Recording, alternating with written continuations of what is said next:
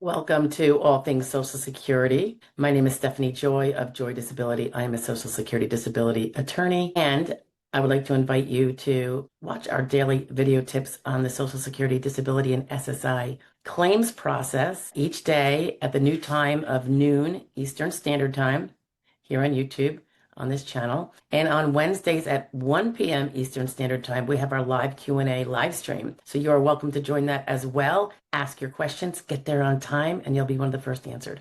Thanks so much and have a great day. Enjoy the video. It's Sunday. Hope you all had a great weekend and a great past week and have a great week coming up. Let's just go over the Social Security roundup for this week. This would be from the 16th through the 21st? Yeah, wow, of June. Really trekking along here.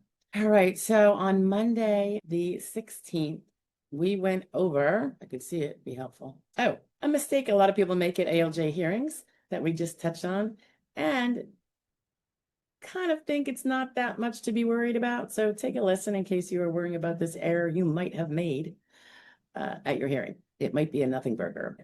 The 17th, we went over, oh yes, for those that feel the need to tell a potential employer all of their medical problems, sometimes the better part of valor is keeping your private medical issues to yourself unless you have a legal obligation, such as certain federal laws where you cannot have a cardiac issue if you're going to be flying a plane with passengers or something to that effect. I get it a lot where people say, well, nobody's going to hire me when they find out about my GI problem or my this problem or, my aches and pains. Well, don't tell them. If you're applying for the job, it's because you think you might be able to do it. Go in there with the best attitude and maybe you get the job.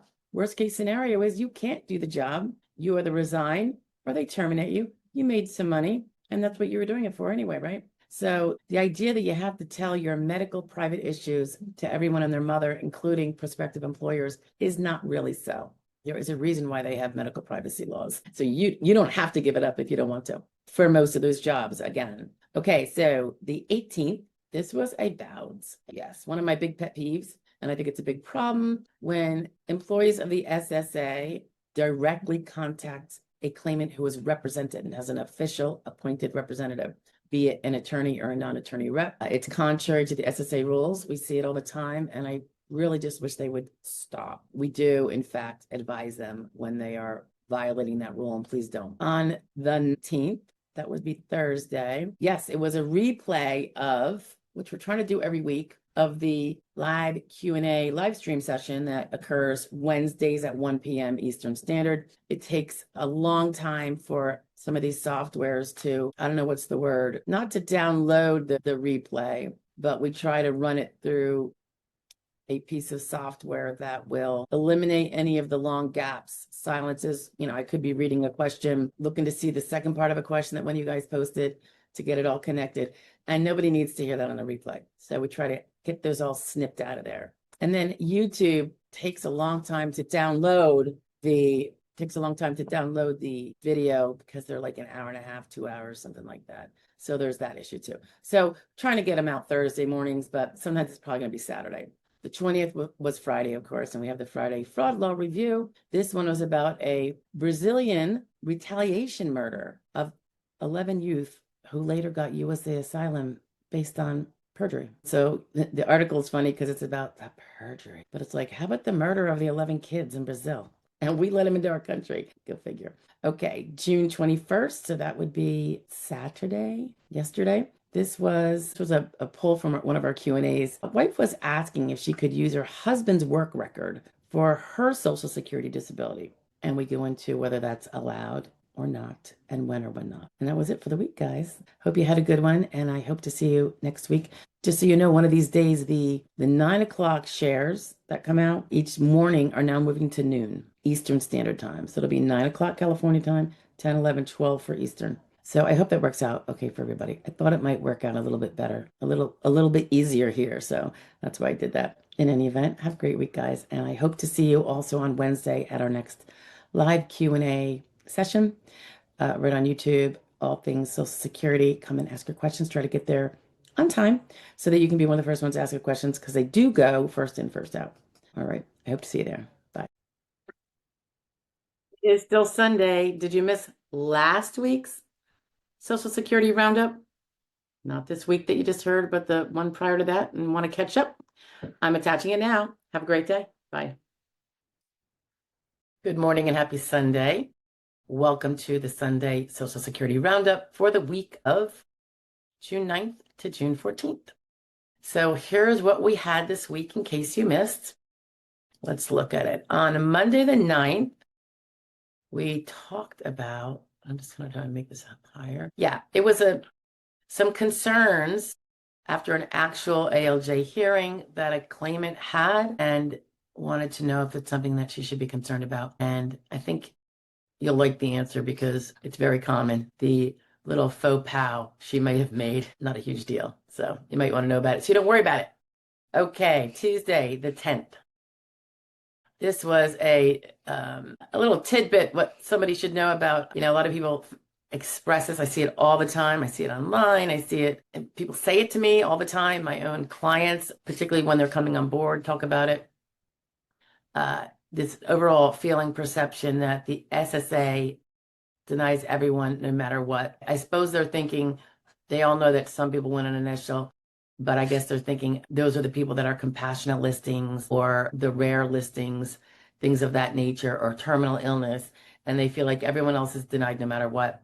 And we go into whether or not that's true or not. And, some of the misconceptions. Okay, so then we have the 10th. This was kind of a cautionary tale about the risk you take when you take early retirement while filing for Social Security disability. As you all know, it's entirely possible. And when you need to do it, you need to do it. You just want to know what the risks are and what the outcome could be, particularly if you lose your SSD case. So I would say if you do it, take the SSD case very seriously. On the other hand, I actually had two things out. I couldn't help myself. One was an off topic. So as you know, I label it off topic. So if you want to walk on by, you certainly can, because it wasn't specifically Social Security, although it happened with regard to a Social Security involved person who just kind of had reached out for help, not a client. Anyway, and the issue was, for me, why it can be best to make lemonade out of lemons and then give it to someone else, the lemonade. And it really had to do with just a really bad day I had and the strange way, kind of strange way, although we should all know better, of how it kind of became not such a bad day. The next day was same day. And yeah, then I put out a for real Social Security, all things Social Security video. It is a description of 6 must-dos that in my practice, my clients are advised to do and kind of on a regular basis. So, and I think going forward, all 6 things should be provided as a reminder. Are you doing this on a regular basis? Because it's easy to forget when we're mixed up in a case that takes so long sometimes, and we're not feeling well, and we're stressed about other things, and we have home lives to deal with and everything else. Sometimes it's easy to forget some of these must-do items. So while these are tailored to how things are done in my practice, it certainly can be conflated in a way to everybody doing it in their own way to make sure their cases are always top notch with the adjudicator and the DDS when they're on initial and recon and when they're at the OHO waiting for an ALJ hearing. And then on the 12th, which was Thursday, this was a replay share of the Wednesday live Q&A session. And this time we had a joint one, and my colleague Shanna Justice joined me, and we took on a bunch of questions. And I was really thankful for her being there because it's always good to see her and it's always more fun. And I know she had a lot going on, so it was she really went out of her way to be there despite all that was going on with her, her business move and a lot of, important things going on with her and her practice. So I was appreciative, and y'all got to see her. You saw her before if you watched those, but it's been a while. And then Friday, we had our standard weekly Friday fraud law review. And in this case, it was an Honduran illegal alien that was guilty of firearm possession. And we go into a little bit of that and how this SSA was involved there. And then on Saturday, June 14th, this was a must-do kind of tip that concerns your obligation to prioritize getting stronger medical evidence and not just assuming that you don't have to. Okay, and that's it for the week, guys. I hope you had a good week. I hope you had a fabulous weekend, and I hope to see you next week, 9 o'clock, videos, and Wednesday at 1 p.m., the live Q&A session. Probably just myself this time, but who knows? I'll talk to you later. I know.